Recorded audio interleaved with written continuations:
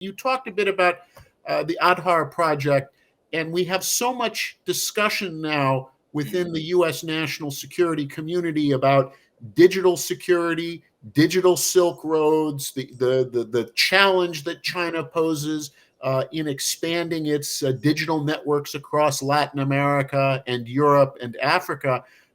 Is that going to be, do you see this? And you said your students give you sort of the blank stare.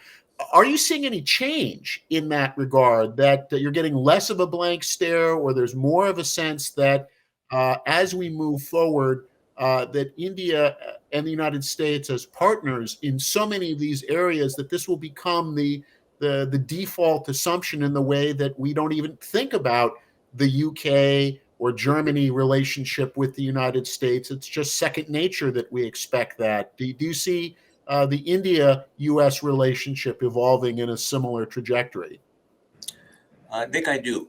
I don't know if it's going to be at the same level of the so-called special relationship that the U.S. has with the U.K. And I would be surprised if it ever got to that, because India is a sort of subcontinent-sized civilization that has plenty of interest in the region, and is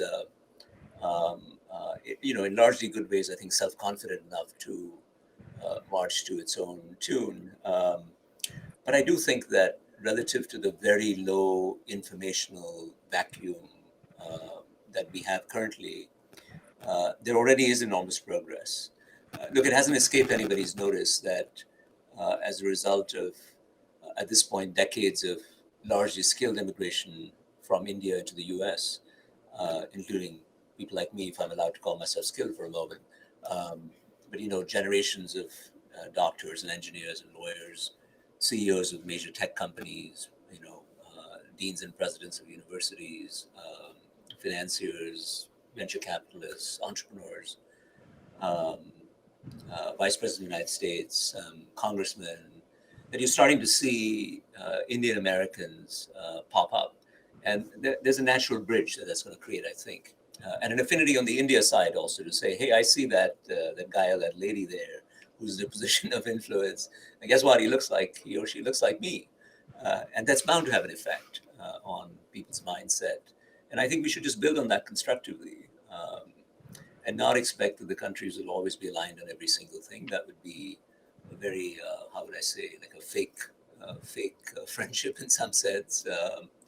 But have a genuine dialogue. And I think the fundamentals are in place for it. I wrote the book in 2008 called Billions of Entrepreneurs, which I loved writing.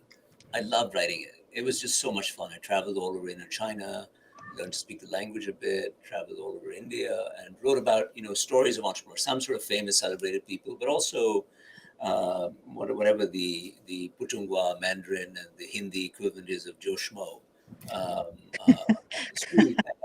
I just wrote about them, and it was just unbelievably effective.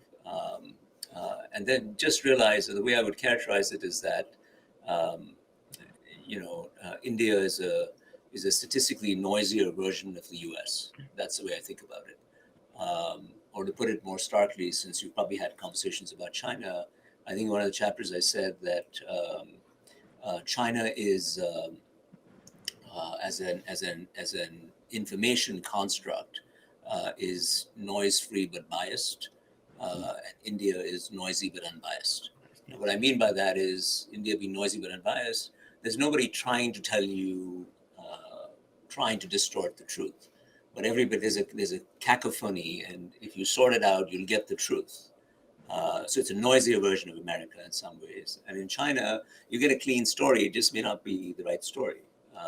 And so it's seductive in that sense. It's noise-free, but it may very well be biased in one way or the other in a way that's hard to know ahead of time. And you see that all the time in, statistics reported about COVID deaths, for instance, in approximate sense, and so on and so forth.